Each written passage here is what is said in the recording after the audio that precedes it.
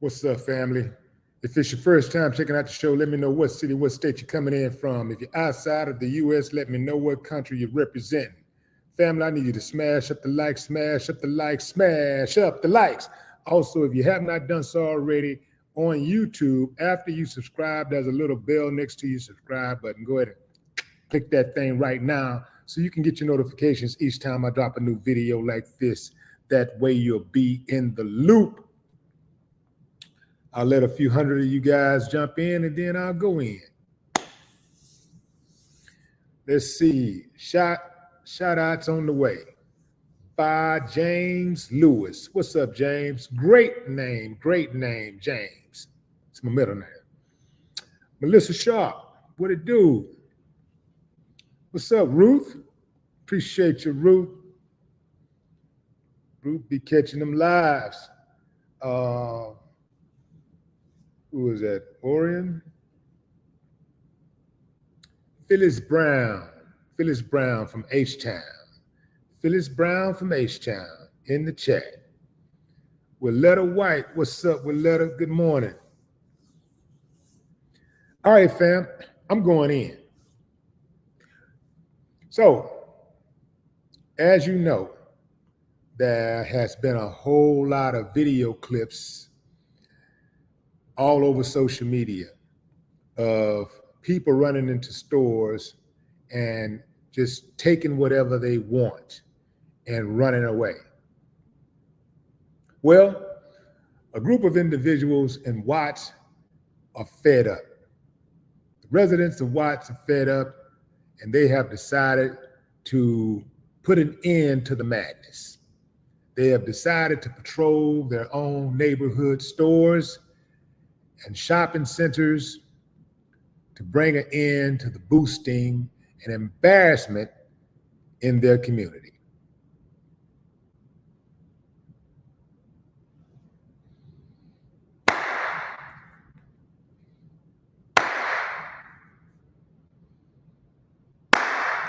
I ain't got no problem with that.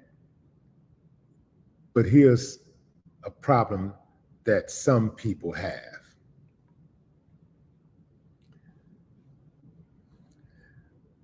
First of all, let's just say that it's noble what they're trying to do. You know, desperate situations calls for desperate measures.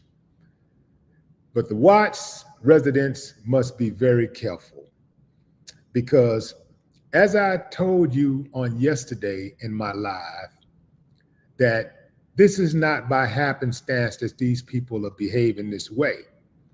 This is by design. That's right, I said it. It's by design. See, some people are very, very simple-minded. They're saying to themselves, what do you mean it's by design? But designed by who? Your government, your local authorities, your politicians. That's right. It's a setup. This is the land of so-called crime and punishment. This is the land where if you do something, you go into jail. Make it make sense, fam. This is the place where you go to jail, man. You go into jail for anything. These people love putting U.S. citizens in jail. It's more U.S. citizens in jail than the top 25 next countries. This place love putting people in jail. Y'all can't see it? Let me tell you something, family. Anytime they try to make you look this way, the action is really over here. So if you're looking at just what those people doing with that petty thieving, you ain't looking in the right direction. This is an old play, fam. They've been running this same play for a long time. Now, one might say, well, Willie D, man, why in the world would politicians and local authorities, why would they want to have a problem with people protecting their own neighborhood? They probably wouldn't if they didn't put a plan in place for the neighborhood to not be protected. Y'all, you know, are you following me? They don't care that those neighborhoods and those stores in those neighborhoods are getting ransacked. They don't care. It's part of a grander plan. Oh yeah, fam. For the people that live in the neighborhood, they said, this is it. They better not come around here no more. We not having it. We tired of it. It's embarrassing. And I agree. It is embarrassing. I agree 1,000%. And I appreciate those people who are stepping up and wanting to do something, putting their bodies on the line, taking time out of their life to say, you know what, I'm going to try to help protect my community. But y'all already pay people to do that. Y'all pay. Ain't that's why they hire all these damn police officers all day, every day? Y'all already pay. So you mean to tell me for the shopping strip, the places where people are hitting, they only hitting the places where the money is. Most of the shopping stores and stuff are not standalone. They're grouped. They're in shopping strips. They're in malls. So you mean to tell me you can't have a police presence at those shopping strips, a larger police presence at those shopping strips in those malls? Oh, yes, you can, but they don't want to. Why? That should be the question. Again, I think it's noble what the residents are doing, but it's not going to stop. You know what was another thing that was noble that residents were doing? First of all, let me show you a picture of the people, some of the people who are out there. These guys were saying, hey, that's enough, man. We finna hold it down for the neighborhood. Y'all not coming around here stealing nothing, taking nothing, no more. The problem with that is, fam, what you gonna do when somebody buck? When somebody decide, yeah, I'm coming, and they decide to bring violence. Now what you gonna do? You're gonna have to get a lawyer. The city ain't gonna pay for your lawyer. What happens? You go to jail. You're gonna have to get a bond. You might end up with a record, because just because somebody is in the wrong don't mean that you're gonna do all the necessary things that are right. You're gonna take the proper steps to make sure that you don't end up as a defendant. You see?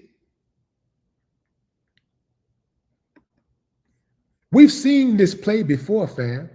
Remember this little bitty, tiny, unknown group called the Black Panther Party? Remember that? Anybody ever remember that? I know it's probably hard for some of y'all to remember that because they try to bury the history of this group. But yeah, fam, if you don't know, that was a group back in the 60s called the Black Panther Party. And they challenged police and they promoted social change. They were founded in 1966 in Oakland, California. The Black Panther Party for self-defense was the era's most influential militant Black power organization. Its members confronted politicians, challenged the police, and protected Black citizens from brutality. Don't that sound like a great organization? Doesn't that sound like something that all people should want for their community?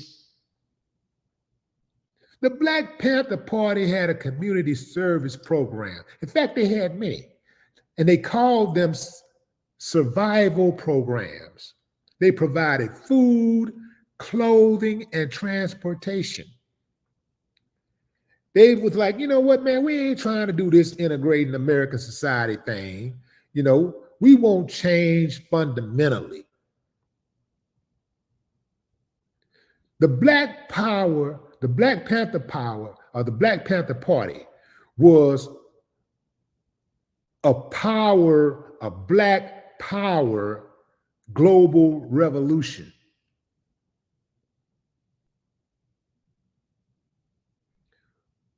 Man, the trip part is, although black people benefited the most black people don't even know who Huey Newton and Bobby Seale were. The guys who founded the organization don't even know who they was. These guys were ahead of their time. The civil rights movement wasn't working to improve the conditions of blacks. They saw brutality against civil rights protesters as part of a long tradition of police violence and state oppression. So they immersed themselves in the history of blacks in America. So they did all of this good work, all of this great work. And the police ran them off. The police executed them. They killed them. Your government put a hit on them. They try to turn the public against them. They infiltrated and they busted the group up. Now, these are people who are trying to help black. You know, they always love to say, pull yourself up by your bootstraps. Why the black community can't get together?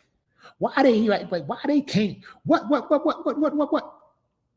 Family, even when you do it, I'm not saying don't try, because some of y'all might get the wrong impression. I'm not saying that you should give up. I'm just saying that it's a constant fight to do right, even when you're doing right. They gonna come in and try to figure out some kind of way to shake it up, because they don't want the black community to be thriving. They don't want the black community to be self-sufficient and independent. They don't want the black community to be respectful or respected. It's a big lie. They don't want the black kids to be educated. That's why the schools are so dilapidated. That's why they're so dilapidated. They don't want the schools to work. They don't want the system to work for black people. They don't want it to work. That's why it don't work.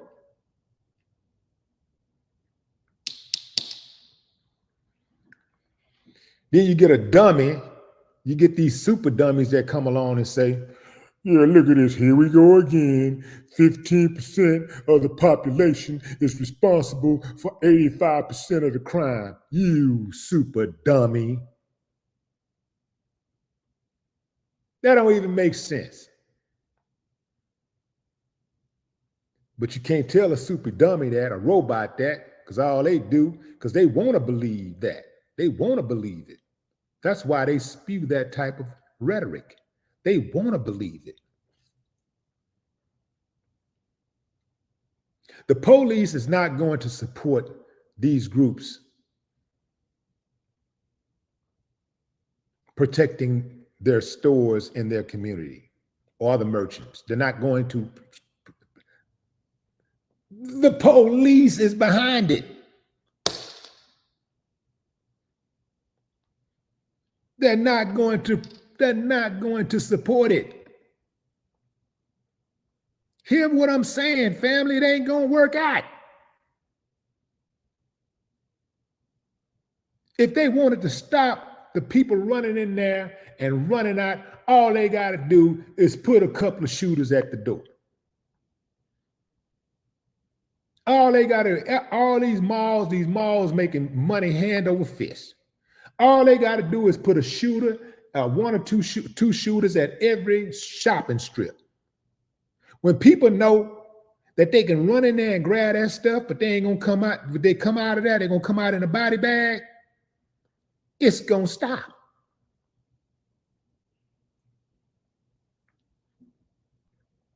When they know they going to jail for sure, and they're gonna have to sit in that jail and fight in jail cell and fight that case. That petty ass case where they walked out with $800 worth of merchandise, or $10,000 worth of merchandise and they sitting in jail, can't make bond, they'll stop.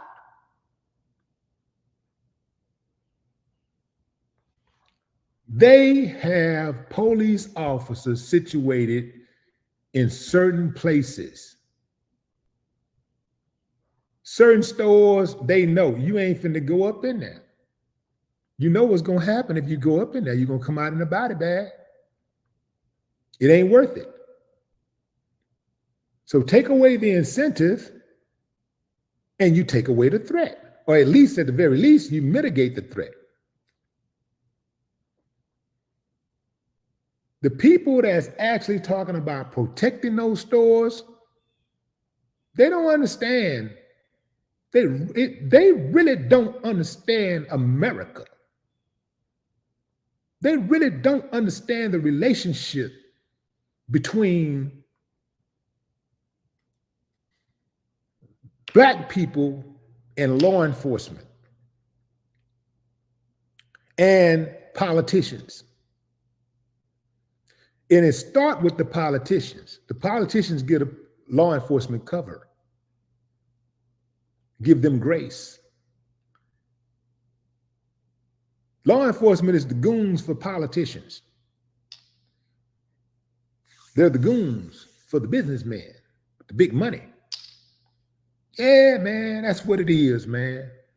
I know somebody in my position shouldn't be saying all of this. I know it. But I'm hard-headed. I'm stubborn. Just can't bear to see people being taken advantage of. And I know what's going on, and I just don't say anything. Man, I ain't got so many days on this planet. That's it. And it's over. I do not want to live my life as a coward. I do not want to be at the end and be like, yeah, that was some sucker shit. I really lived like a sucker. I had never spoke out about nothing. I was scared to death the entire time, my entire time there. I was scared to death. I ain't never stood on nothing. Yeah, that was some real bitch shit. But at least I made it to die naturally. Nah, fam, I ain't having it. I ain't having it.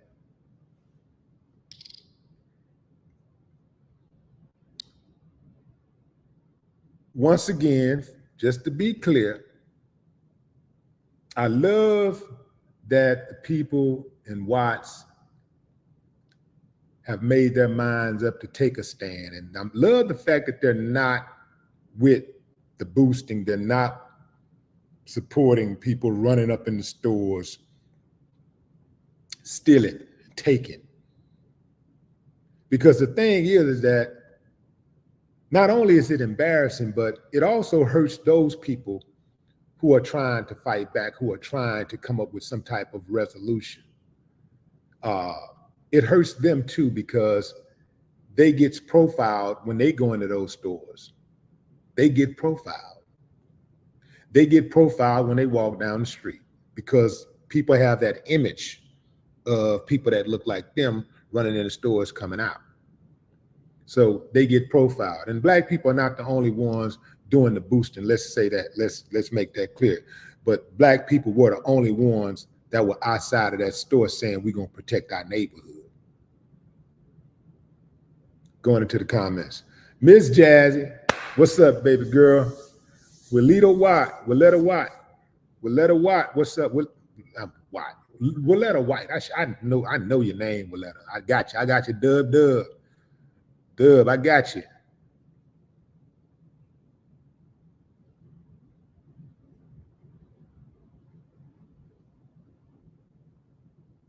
Yee, what's up?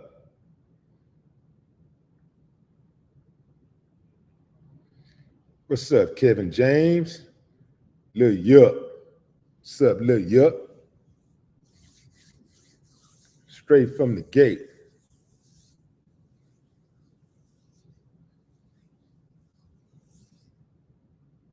Margot Jones. Oh, and let me say this, family.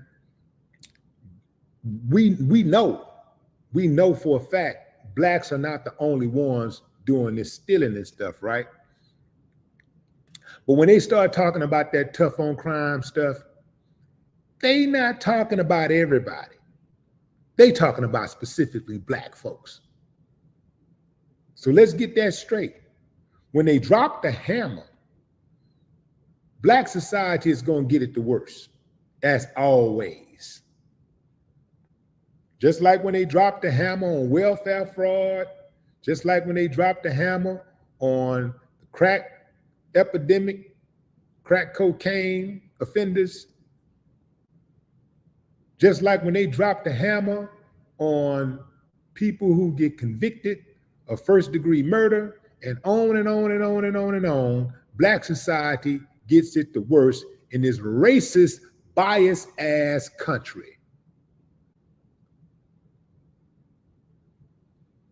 So we got a lot at stake, all of us. Even if it's not happening in your city, it has a trickle-down effect on you and your children and your family members and loved ones.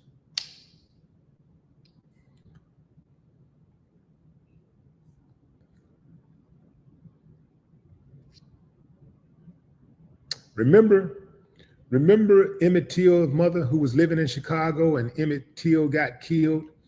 When Emmett Till got killed in, I think it was Mississippi, Emmett Till was killed in Mississippi. Let me make sure I got that right.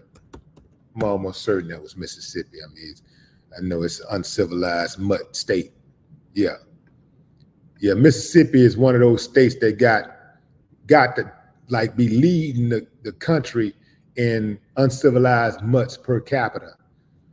Yeah, man, bunch of uncivilized mutts out there, and I'm talking about I'm talking about that wear suits and all that stuff and call themselves living in proper society. Them, bunch of pompous, racist, uncivilized mutts. They running rampant in Mississippi. They everywhere. But remember when what Emmett Till's mother said. She knew a lot of killing and hangings and mistreatment was going on in regards to black folks in the South. And she was up in Chicago, and although she was worried about her son, sending her son to Mississippi to live with his uncle, for the summer, she let him go anyway. She just prayed on it. She prayed on it. And her worst nightmare was realized. They killed her son, her only son. They killed him. They killed her son. I think he was her only son, but they killed her son. She said that she never thought about fighting or being involved in the movement because that was happening to those people down there. Had nothing to do with her. That was their business. It was sad, but that was their business. What's that old saying? What happens to the least of us happens to the worst of us. I mean, it happens to the rest of us, or something along those lines.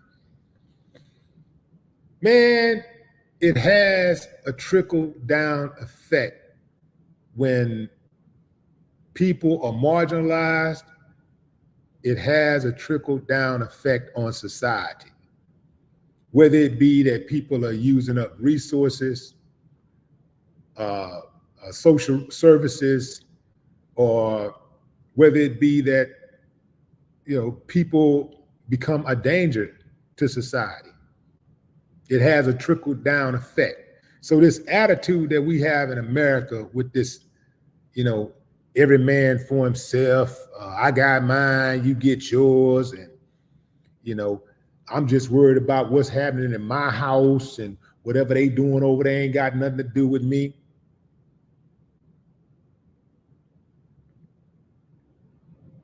What if let's say you that type of person. I'm sure some people like that's listening right now. Let's say you the type of person, I mind my own business. I don't care what's going on in somebody else's house. That's their business. Ain't got nothing to do with me. What if your next door neighbor was a serial killer? You don't think that has something to do with you? Your ass could be next. Oh, it definitely has something to do with you. One of your family members or friends could be next. You don't think that has something to do with you?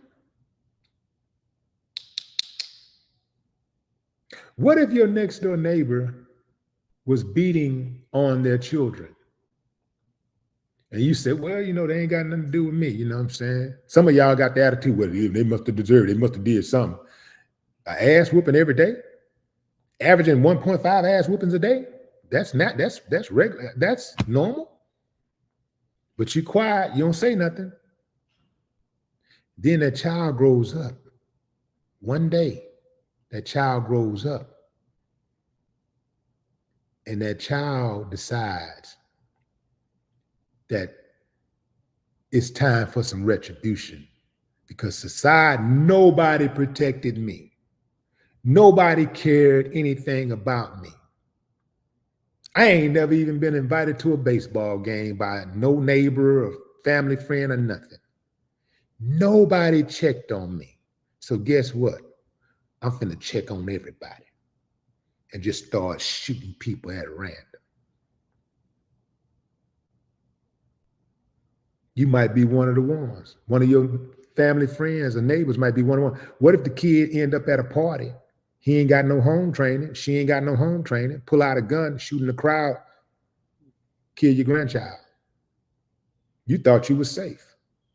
You thought that what was going on in that house wouldn't affect you. Don't affect you at all. It does. This is what I be trying to get y'all to understand. We got to look out for each other. It's simple as that, man. I know some of y'all think that's corny. What you mean looking out for each other? Y'all really don't get it. And it's sad. When I was living overseas in Azerbaijan, there was a guy who got beat up once. I was on my way home and I looked over to my left and I saw a group of people beating up this guy. They was on top of the guy, just everybody. They had swarmed. It's probably a good 50 people or so. Men, women, and children, old ladies. Everybody was taking turns punching on them. Old ladies hit them in slow motion like this with broom handles. Boom. Damn, everybody getting in on the action. I tell my driver to go back after he dropped me off. I say, man, go back and find out what's going on. You know, this is a tight-knit community. People don't be acting like this. This is abnormal to see a big brawl anywhere in this city. This ain't the type of city. This ain't like America where this type of stuff is normal. He comes back and he tells me, yeah, the guy beat on his girlfriend, so they jumped him. They don't play that shit in Baku, Azerbaijan. That ain't normal out there. It ain't, domestic violence ain't normal. They don't just be fighting their sisters and brothers and killing their mothers and fathers. Men don't just be jumping on women, and women don't be jumping on men. And they got way less than we got, family. Way less. That's why I know it ain't just about poverty. It's really character. It starts at home. It starts with character. Now, if you train your child to think that money rules everything, and everything starts and ends with money, and you teach your child that your soul can be bought. If your soul is for sale, you teach your child your soul is for sale, then you're going to have a different outcome. And you will have people who don't have murdering and stomping on people to try to get to the top. They'll be killing people who do got it, trying to do the fast come up. You will have people running in the stores, ransacking stores, grabbing everything off the racks, because they've been taught that money rules everything and their soul is for sale.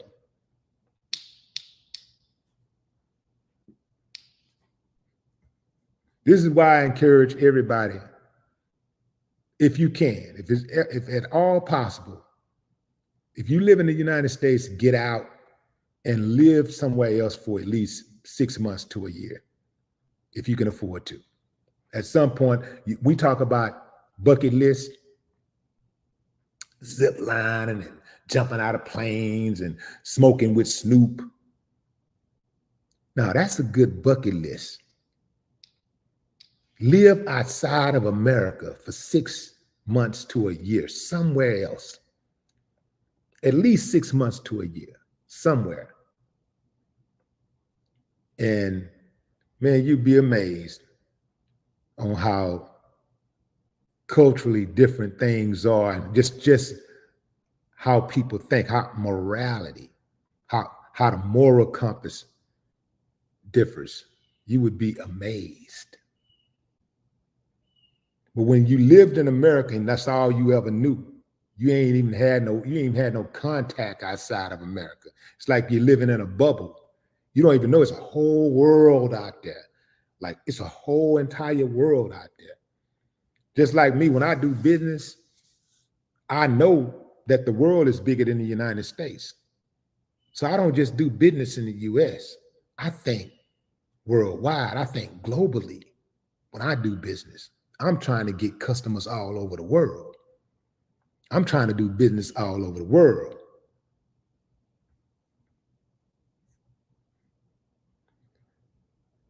Andre McDaniels, what's up, Andre? If you're just not joining, fam, we were having a discussion about the people in Watts, residents in Watts, who have become fed up with thieves running inside of their local stores and taking off with merchandise that they did not pay for.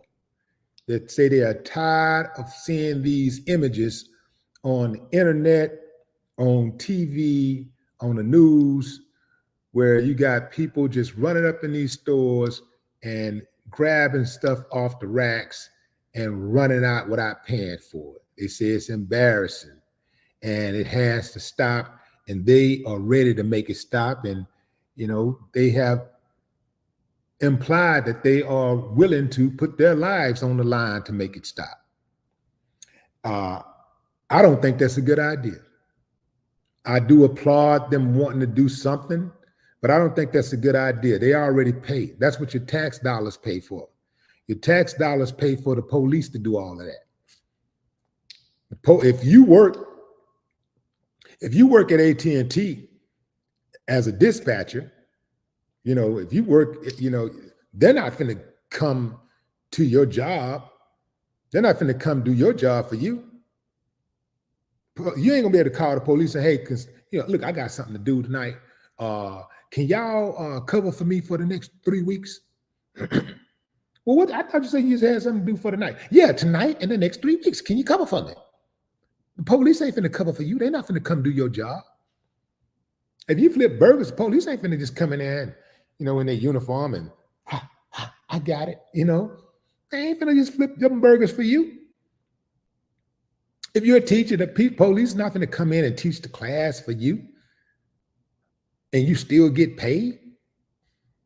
That's why We're paying all this money. This is why they ask for all this money year after year after year, and we get more police officers, more police, more police, more police, more crime, more crime, more crime. Crime continues to go up. You get more, the numbers of cops continue to go up and crime continues to go up. People don't feel any safer today than they did yesterday or last year or 10 years ago. How is that? We're supposed to be getting better with technology, right?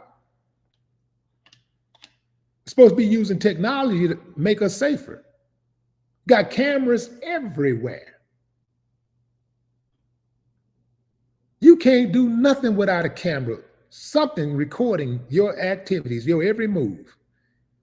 Yet people still feel unsafe.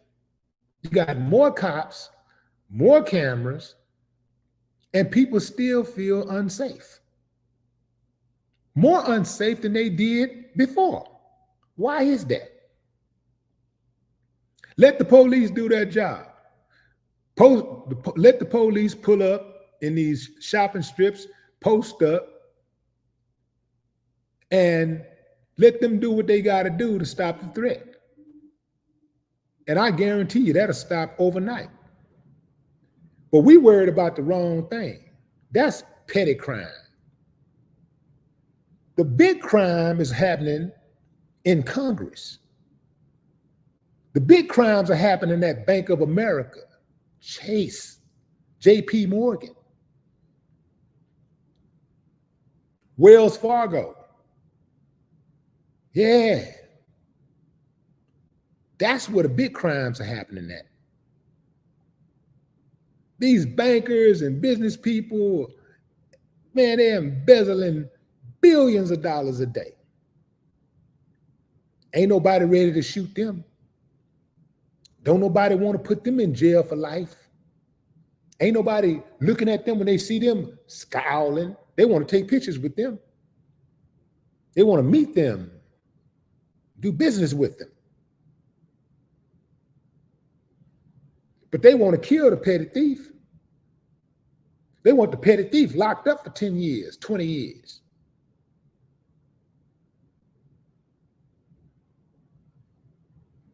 Americans ain't as sharp as they think. I know the people that don't live in America be looking at us like, man, they are really slow. They can't see what's going on. They got to be laughing at, like laughing it up at us.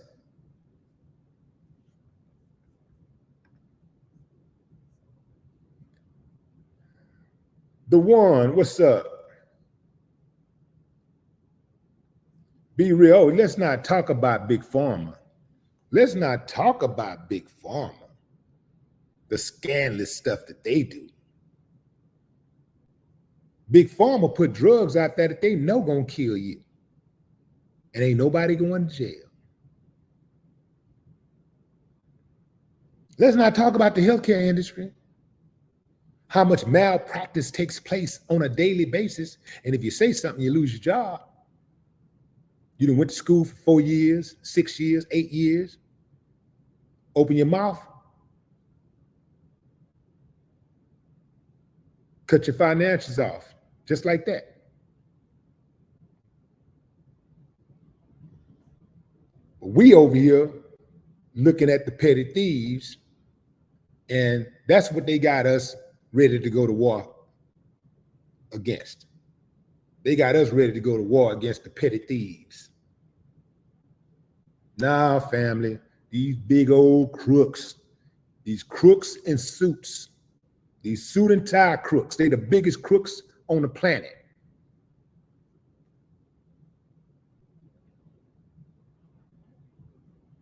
What's up, Black Calhoun?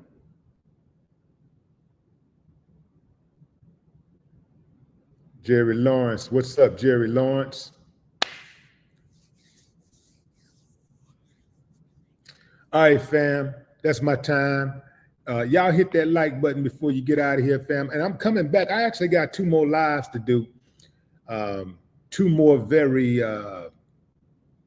passionate lives to do. I got 2 more lives coming your way real soon. I guess I got one at 11 and another one at 12, or I might do it at 1 o'clock. Until next time, fam, I appreciate y'all joining me.